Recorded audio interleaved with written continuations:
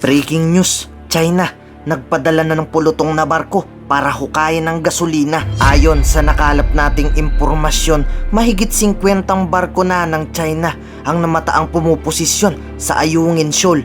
Hinala ni Commodore J. Tariela, gas exploration ang pakay talaga dito ng China, kaya unti-unti nilang pinapalibutan ang Recto Bank dahil plano talagang unahan nila tayo sa paghukay ng gasolina.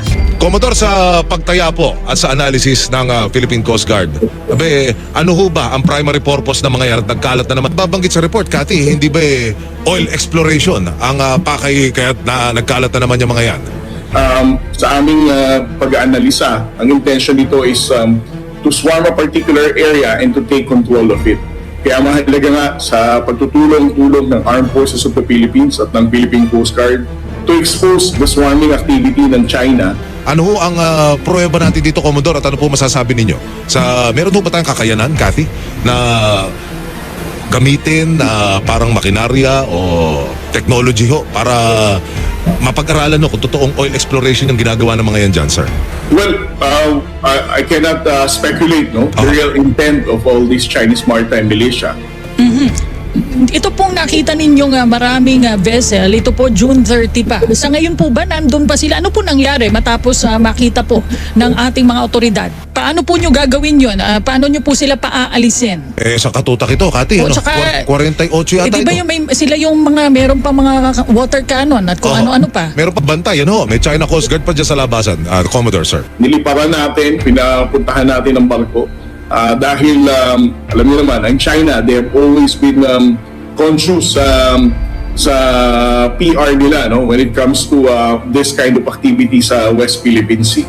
And it was possible for the Philippine Coast Guard to drive them away, and of course with the help of our Armed Forces of the Philippines. Nagiging madali naman ito the moment na isa publiko natin ito lahat. Pero ayon kay PBBM, bahagyang dumidistansya na ang China sa West Philippine Sea matapos niyang utusan si Commodore na ipalabas nila ang mga balita sa international community. Kaya ngayon lumilipat na sila sa ibang isla na pamalit sa West Philippine Sea.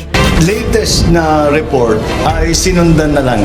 Hindi na kagaya ng dati na talagang hinaharang. So there's a little progress there. Pero depensa ng China, Pilipinas ang manghihimasok sa teritoryo nila dahil ang tinatawag nating Ayungin Shoal ay kabahagi daw ng kanilang isla na Nansha Island. Samantala, sinabi ni Chinese Foreign Ministry spokesperson Wang Wenbin na ang ginawang pagmaniobra ng kanilang mga barko sa Ayungin Shoal noong June 30 ay ginawa umano sa maayos at profesional na paraan.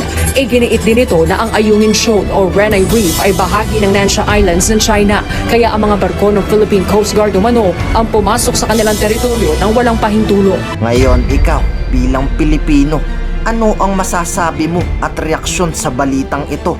Mag-iwan ka ng komento sa ibaba at atin pong babasahin isa-isa.